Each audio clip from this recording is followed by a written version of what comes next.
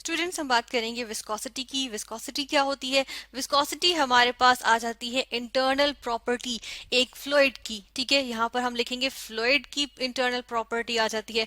Fluid क्या होता है? फ्लूइड हमारे पास आ जाता है एक ऐसा सब्सटेंस जो कि फ्लो कर सके। और कौन से सब्सटेंसेस फ्लो कर सके? अगर हम मैटर में से देखें तो वो हमारे पास गैसेस होती हैं या हमारे पास लिक्विड्स होती हैं। ठीक है, लिक्विड्स होते हैं। ठीक है, तो गैसेस और लिक्विड्स होते हैं वो सब्सटेंसेस जो कि फ्लो कर सकते हैं। ठीक है, सॉलिड्स हमारे पास फ्लो नहीं कर सकते ना। ठीक है, तो हम यहाँ पर देखते हैं कि हमारे पास विस्कोसिटी क्या होती है। विस्कोसिटी हमारे पास आ जाती है थिकनेस ऑफ फ्लूइड। ठीक है, एक फ्लूइड की ये प्रॉपर्टी कितना वो थिक है, कितना वो थिन है। ठीक है, तो वो उसकी जो प्रॉपर्टी होती है उसको हम कहते हैं थिकनेस ऑफ फ्लूइड या हम कहते हैं विस्कोसिटी। ठीक है, तो इसके अलावा हम देखते हैं कि इनकी प्रॉपर्टी यानी कि यहाँ पर हम कहेंगे कि resistance, providing resistance to the flow of substance. ठीक है, लिक्विड के या हम कहते हैं फ्लूइड के फ्लो को रेजिस्टेंस प्रोवाइड यानी रिक्वायर्ड प्रोवाइड करने को हम कहते हैं रेजिस्टेंस टू फ्लो। ठीक है, यानी कि जो बहने बहने के जो हम कहते हैं ना कि जो एक सब्सटेंस बह रहा होगा, ठीक है, फ्लूइड फ्लो करते हैं ना, तो उनके बहने को या हम उसको उंडेलें तो वो हम देखते हैं कि वो जो वो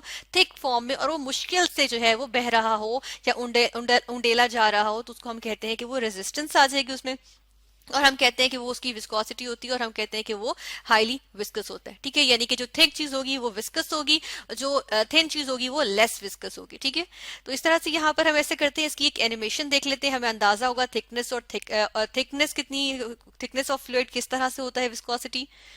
जैसा कि यहाँ पर अगर हम बात करें तो देखें इसमें क्या है, इसमें दो तरह के सब्सटेंसेस दिए हुए हैं। ठीक है, दो तरह के फ्लूइड्स हैं इनफैक्ट। और फर्स्ट वन को देखें यहाँ से, अब देखें ये क्या हो रहा है, ये ऊपर से जब गिर रहा है तो यहाँ पर हम क्या देख रहे हैं कि ये बड़ी आसानी से नीचे गिर रहा है ना, स्प्लैशिंग भी हो रही है। और देखें अगर हम यहाँ देखें तो ड्रॉप्स भी इसके आ रहे हैं। ठीक है, तो ये हम कह रहे हैं कि ये इजीली इसकी जो है वो मूवमेंट है, ये आराम से फ्लो कर रहा है, तो हम कहेंगे कि ये लेस विस्कस है। और हम देख रहे हैं कि ये थिक नहीं है बल्कि ये थिन है। ठीक है, पतला है, गाढ़ा तो नहीं है ना। इसके बारे में हम देख रहे हैं यहाँ पर, हम देख रहे हैं पिंक, ये जो हमारे पास पिंक कलर में जो ये सब्सटेंस मौजूद है, इसको देखें कितनी ये गाढ़ापन है इसके अंदर, है ना, यानी गाढ़ा सा है और ये मुश्किल से जो है वो बह रहा है। इतनी आसानी से जिस तरह ऊपर वाला बह रहा है उतनी आसानी से ये बह नहीं रहा है। तो हम कहते हैं कि ये क्या है, मोर विस्कस है, या हम कहते हैं हाईली विस्कस लिक्विड आ गया हमारे पास, या हाईली विस्कस हम कहेंगे सॉरी फ्लूइड आ गया। ठीक है, या सब्सटेंस।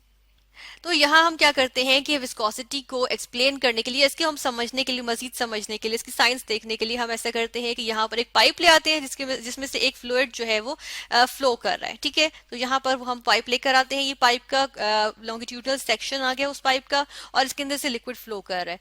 अब यहाँ पर हम देख लेते हैं कि ये जो हमारे पास ऑरेंज लाइन है ये क्या है, ये हमारे पास बेसिकली पाइप की लाइन है। ठीक है, हमने इसको कट करके देख लिया, इसके अंदर देखिए फ्लूइड बह रहा है, इस तरफ को बह रहा है। ठीक है, तो हम देख रहे हैं कि जिसके अंदर ग्रीन, ब्लू और पर्पल हमने लाइंस शो की हैं, ये लिक्विड की या फ्लूइड की हम कहते हैं कि लेयर्स हैं। ठीक है, यहाँ पर भी होंगी लेकिन यहाँ पर हमने शो नहीं की।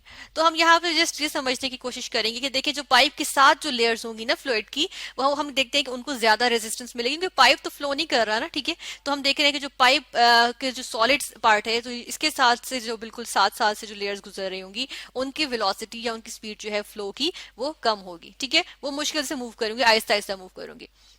जैसे जैसे हम सेंटर की तरफ जाते जाएंगे हमारे पास स्पीड इंक्रीज करती जाएगी, क्योंकि देखिए किस वजह से, क्योंकि देखिए नेक्स्ट लेयर जो है वो थोड़ा फास्ट मूव करेगी। किस वजह से? क्योंकि वो उसका जो इंटरेक्शन है वो लेयर्स के साथ है, वो पाइप के साथ, एक स्टैटिक पाइप के साथ, यानी कि जो रुका हुआ है पाइप, फ्लो तो नहीं कर रहा पाइप, तो उसके साथ जो है वो नहीं है। ठीक है, आहिस्ता आहिस्ता इस तरह जब हम सेंटर पे जाते जाते हैं तो वेलोसिटी हमारे पास सबसे ज्यादा होती है, मैक्सिमम होती है जो सेंटर से जो फ्लूइड पास कर रहा होता है। ठीक है, तो इस तरह से ये हमारे पास क्या आ गई है, हम देख रहे हैं कि जो रेजिस्टेंस मिलेगी इन लेयर्स को एक दूसरे से स्लाइड पास करने की।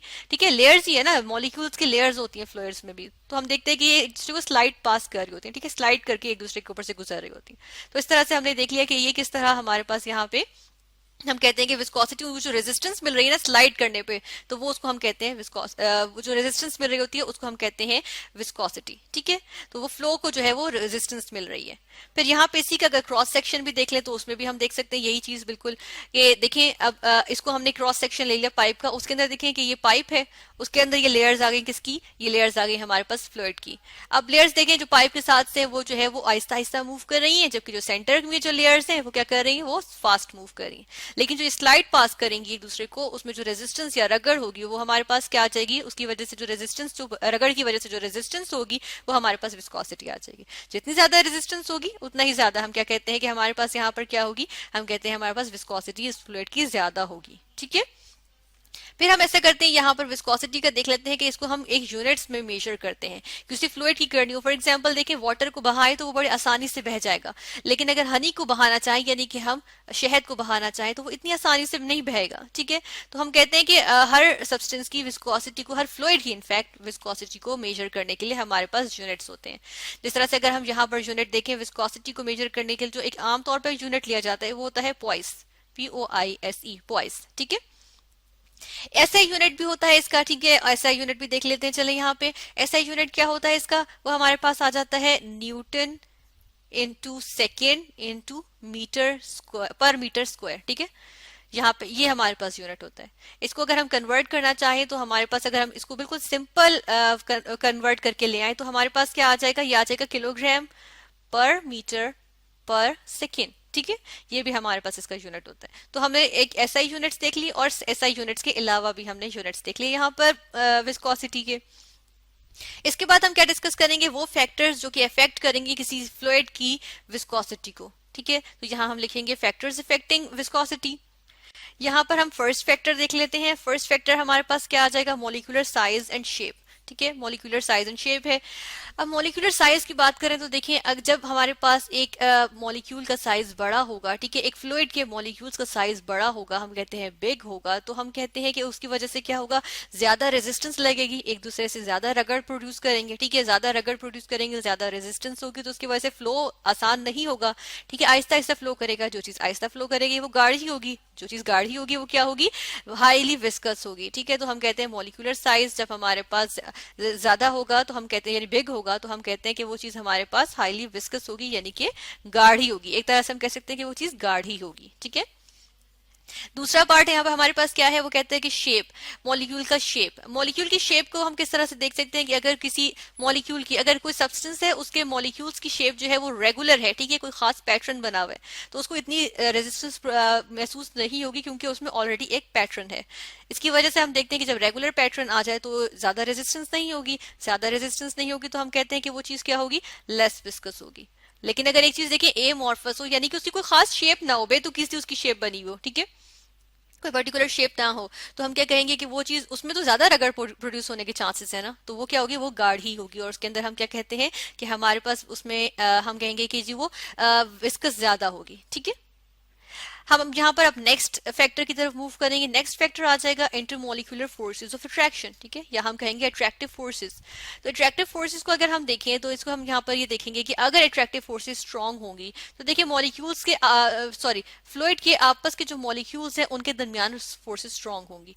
अगर ये एक लेयर है मेरे पास और दूसरी लेयर ये है, ठीक है, यहाँ पर हम देखते हैं, तो अगर इनके दरमियान हम देख रहे हैं मॉलिक्यूल्स के दरमियान आपस में फोर्सेस स्ट्रांग हैं, ठीक है ना, फर्ज करें इनके आपस में फोर्सेस स्ट्रांग हैं, तो हम क्या देखते हैं कि ये एक दूसरे को स्लाइड पास, यानी ये वाली लेयर जो है वो उसके लिए पास करना मुश्किल होगा क्योंकि ये वाली इसको थाम के रखेगी। ठीक है, तो इस तरह से हम देखते हैं कि अगर इंटरमोलिकुलर फोर्सेस स्ट्रांग होंगी हमारे पास, फॉर एग्जांपल जिस तरह से हम देखते हैं हाइड्रोजन बॉन्डिंग आ जाती है, तो क्या होता है कि हमारे पास क्या होता है, फ्लूइड्स के लिए मूव करना मुश्किल हो जाता है, या हम कहते हैं फ्लो करना मुश्किल हो जाता है। फ्लूइड्स के लिए फ्लो करना अगर हम मुश्किल हो जाए तो हम कहते हैं कि वो ज्यादा विस्कस है। ठीक है, तो हम कहते हैं strong intermolecular forces of attraction हो तो हम कहते हैं हमारे पास क्या होता है, चीज विस्कस होती है। ठीक है, मोर विस्कस होती है। ठीक है, या हम कहते हैं कि हाईली विस्कस होती है। ठीक है ना, हाइड्रोजन बॉन्डिंग की हमने यहाँ एग्जांपल ली है क्योंकि हाइड्रोजन बॉन्डिंग एक strong intermolecular forces of attraction आ जाती हैं। यहाँ पर हाइड्रोजन बॉन्डिंग को अगर हम देखें तो हम कह सकते हैं कि जी इसकी एग्जांपल होगी हमारे पास सल्फ्यूरिक एसिड। सल्फ्यूरिक एसिड में अगर हम देखें, अगर इसको हम देखें तो ये हमारे पास एक ऑयली सा, विस्कस सा, गाढ़ा सा, यानी कि हमारे पास लिक्विड आ जाता है और इसके अंदर क्या होती है, इसके अंदर हमारे पास आ जाती हैं हाइड्रोजन बॉन्डिंग्स। ठीक है, नेक्स्ट फैक्टर पे मूव करते हैं। नेक्स्ट फैक्टर हमारे पास आ जाता है कंसंट्रेशन का फैक्टर। कंसंट्रेशन क्या होती है, यानी कि कितनी अमाउंट मौजूद है अगर हम देखें पर यूनिट वॉल्यूम में। इसकी हम यहाँ पर देख लेते हैं कि हम किस तरह से कंसंट्रेशन के फैक्टर को देखेंगे। कंसंट्रेशन के लिए यहाँ पर ऐसे करते हैं, फर्स्ट ऑफ ऑल मैं यहाँ पे दो बीकर्स बनाऊंगी। ठीक है, एक बीकर ये आ गया हमारे पास और ये दूसरा बीकर भी आ गया, ठीक है। तो अब देखें इसके अंदर क्या करते हैं कि हम मॉलिक्यूल्स बना लेते हैं। अब एक के अंदर ये मॉलिक्यूल्स हैं कि लो कंसंट्रेशन है, ठीक है, ये इसके अंदर जस्ट इतने इतने से मॉलिक्यूल्स हैं। उतने ही वॉल्यूम पे इसके अंदर देखें कितने सारे मॉलिक्यूल्स आ गए, ठीक है, बहुत सारे आ गए। तो यानी इसमें क्या है, अमाउंट ज्यादा है, उसी वॉल्यूम में अमाउंट ज्यादा है। तो पर यूनिट वॉल्यूम में हम देख रहे हैं कि इसकी कंसंट्रेशन ज्यादा है। अब यहाँ पर हम मेंशन कर देते हैं कि इसमें क्या है, लो लिख रही हूँ मैं सिर्फ, इसका मतलब है कि ये कंसंट्रेशन, लो कंसंट्रेशन, और हाई लिख रही हूँ यानी हाई कंसंट्रेशन। हाई कंसंट्रेशन होगी, देखें जो मॉलिक्यूल्स होंगे उसमें आपस में क्या होगा कि रगड़ प्रोड्यूस होगी, ठीक है, ज्यादा रेजिस्टेंस हो जाएगी, एक दूसरे को फ्लो करने में, फ्लो नहीं करने देंगे। तो उसकी वजह से क्या होगा, हम देखते हैं कि यहाँ पर हमारे पास, हम हाई में अगर देखें तो हमारे पास रेजिस्टेंस ज्यादा आ जाएगी, और ये क्या होगा, ये मोर विस्कस, या चलिए यहाँ पर हम कहते हैं हाईली विस्कस की हमारे पास जो है वो सब्सटेंस आ जाएगा, ठीक है। तो इसके लिए हम यहाँ यहीं से कॉपी भी कर सकते हैं कि हमारे पास ये सब्सटेंस क्या आ जाएगा, एक हाईली विस्कस सब्सटेंस आ जाएगा, ठीक है। और लो में उसके ऑपोजिट केस होगा कि हम देखते हैं कि कम रगड़ प्रोड्यूस होगी, आपस में ये फ्रीली मूव करेंगे, तो फ्रीली मूव करेंगे तो फ्लो आसान होगा, तो फ्लो आसान होगा तो हम क्या कहते हैं, यहाँ पर हमारे पास जो है विस्कोसिटी जो है वो कम होगी, ठीक है। फाइनल अपने वेक्टर की तरफ मूव करते हैं। यहाँ पर आ गया टेम्परेचर।